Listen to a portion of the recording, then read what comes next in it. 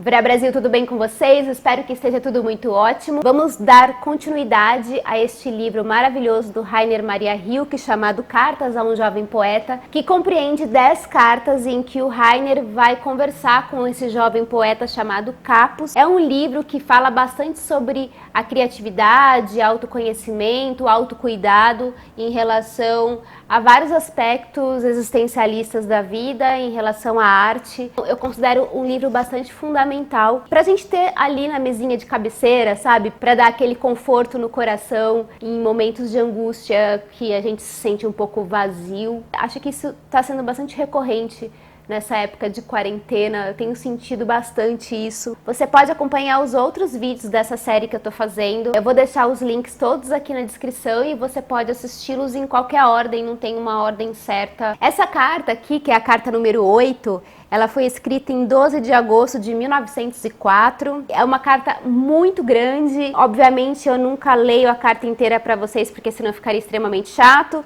Mas eu fiz alguns recortes de coisas que a gente pode conversar um pouquinho. Vou começar aqui lendo o trecho que eu selecionei para a gente conversar um pouco. Se nos fosse possível ver além do alcance do nosso saber e ainda um pouco além da obra preparatória do nosso pressentimento, talvez suportássemos as nossas tristezas com mais confiança do que nossas alegrias, pois elas são os instantes em que algo de novo penetrou em nós, algo desconhecido. Nossos sentimentos se calam em um acanhamento tímido. Tudo em nós recua. Surge uma quietude e o novo, que ninguém conhece, é encontrado bem ali, em meio, em silêncio. Acredito que quase todas as nossas tristezas são momentos de tensão, que sentimos como uma paralisia, porque não ouvimos ecoar a vida dos nossos sentimentos que se tornaram estranhos para nós. Isso porque estamos sozinhos com o estranho que entrou em nossa casa, porque tudo que era confiável e habitual nos foi retirado por um instante, porque estamos no meio de uma transição e um ponto no qual não podemos permanecer. É por isso que a tristeza também passa.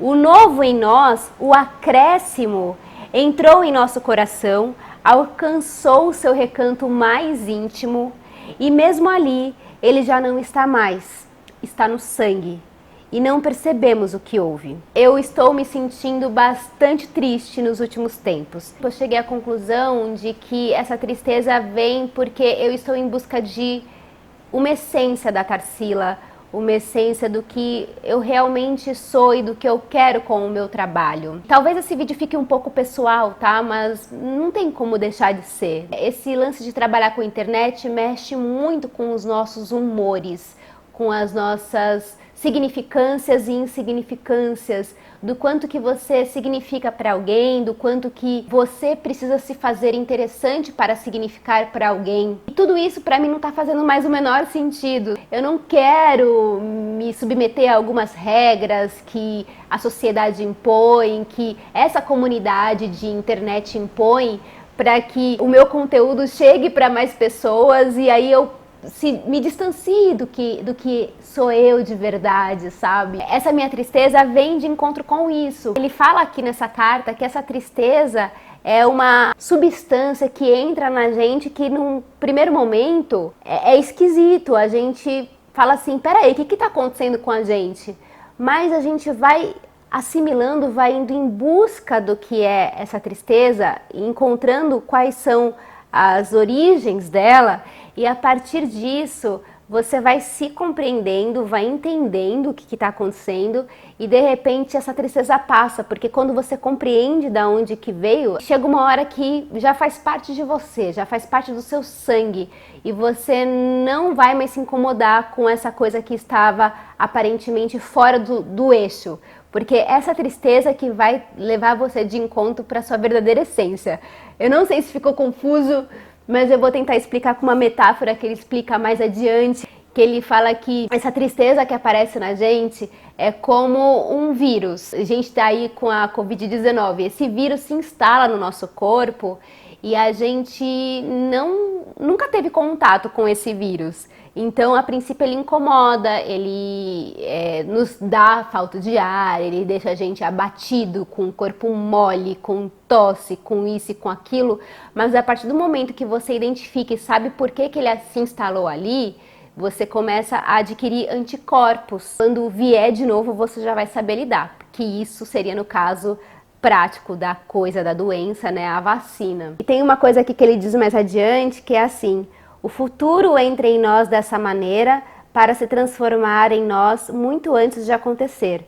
Por isso, é tão importante estar sozinho e atento quando se está triste, porque o instante aparentemente parado, sem nenhum acontecimento, no qual o nosso futuro entra em nós, está bem mais próximo da nossa vida do que aquele outro ponto, ruidoso e acidental, em que ele acontece como que vindo de fora. A gente tem uma tendência, né, de tentar escapar dessa solidão que a gente se encontra, de não ir até as últimas consequências disso. E quando eu falo ir até as últimas consequências, não me entendam mal, porque eu já fui mal interpretada quando eu falei sobre isso, porque disseram que eu estava estimulando algo suicida, né? E quem não consegue suportar. Mas eu acredito muito que a gente tem que aprender pela dor, sim, que ela é importante para o nosso crescimento, não no sentido de se mutilar, de tirar a própria vida, não é nesse lugar, mas é no lugar de você crescer com isso e aprender a lidar com essas dores. É engraçado esse negócio que ele fala que quando essa dor se instala na gente, é como se a gente se deparasse com o nosso futuro,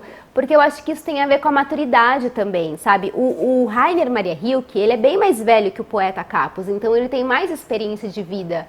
E quando ele diz isso, eu acho que a gente vai se aproximando daquele momento da velhice mesmo, do amadurecimento, que as dores, elas permanecem ali, mas a gente começa a confrontar essas dores de uma outra forma, né? Porque a gente vai adquirindo essa maturidade e vai também adquirindo a capacidade de perceber que a gente não vai morrer por conta daquilo, que a gente é altamente capaz de fabricar a nossa própria vacina em relação a algumas dores que nos abatem. Eu acho isso muito sábio.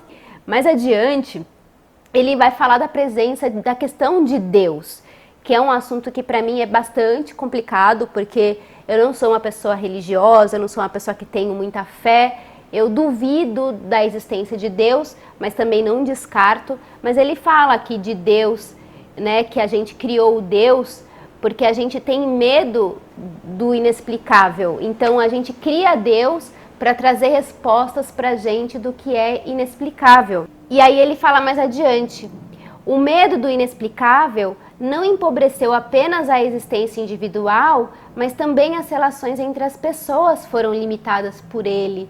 Então a gente acaba depositando tanto as nossas expectativas em Deus que a gente acaba empobrecendo as nossas relações. Ah, aconteceu isso porque Deus criou o mundo e deixou a gente aqui abandonado e agora a gente tem que estar entregue à nossa própria sorte. Quando não, a gente tem que pegar essas questões que a gente desconhece, que são desconhecidas pra gente, e tentar solucionar e tentar conversar, debater, dialogar e transcender essas questões. Então ele coloca aqui essa questão de Deus como um apêndice dos nossos medos. Quase no fim, eu só vou ler mais 2 trechos para vocês. Ele diz assim: caso possua terrores, são nossos terrores. Caso surjam abismos, esses abismos pertencem a nós. Caso existam perigos, então precisamos aprender a amá-los. Se orientarmos a nossa vida segundo aquele princípio que nos aconselha a nos aferrarmos sempre ao que é difícil, o que agora nos parece ser muito estranho, se tornará o que há de mais familiar e confiável. Eu acho que isso tem tudo a ver com a gente aceitar as nossas dores, os nossos medos, os nossos abismos. Acredita, confia na vida, sabe? Eu acho que é meio que isso. E para finalizar, ele termina a carta de uma forma muito bonita, que ele diz assim: a vida tem muita labuta e muita tristeza e permanece muito atrás dessas coisas. Se fosse de outra maneira, nunca teria encontrado aquelas palavras. Essas palavras todas caíram como uma luva para mim, como sempre. Espero que façam algum sentido para vocês, que essas palavras desse poeta, desse grande escritor, reverberem em vocês da mesma maneira que reverberou em mim. Eu acho que a gente tem que ter muito cuidado com as nossas dores, com os nossos medos, com as nossas angústias e ao invés de sucumbir a tudo isso que nos assola diariamente, seria adequado a gente investigar e aprender com todas essas dores e com as nossas solidões, buscar quem somos nós na essência, sem se preocupar com o porvir, com o que as outras pessoas vão pensar disso, obviamente sempre pensando no mínimo de ética, respeito e amor dentro dessas relações e desses convívios. Vai sobrar só mais um último vídeo sobre esse livro aqui, que é a carta número 10, que eu já nomeei ela aqui como uma carta que fala sobre o amor, e eu acho que o amor vai ser um ótimo fim desse ciclo de cartas a um jovem poeta. Espero que vocês tenham gostado, convido vocês todos e todas e todes para participarem da minha campanha de financiamento recorrente aqui do canal no Apoia-se. Essa quantia que vocês colaboram mensalmente ajuda muito na produção desse canal. Atualmente, o canal é minha única fonte de renda, tendo em vista que estamos no meio de uma pandemia, os teatros estão fechados, os cinemas também estão fechados e eu trabalho com arte. Como alguns daqui sabem, eu sou atriz, então atualmente toda ajuda aqui para esse canal é muito, muito bem-vinda. Eu agradeço muito a quem já apoia e está sempre por aqui. Um beijo imenso e até a próxima. Tchau!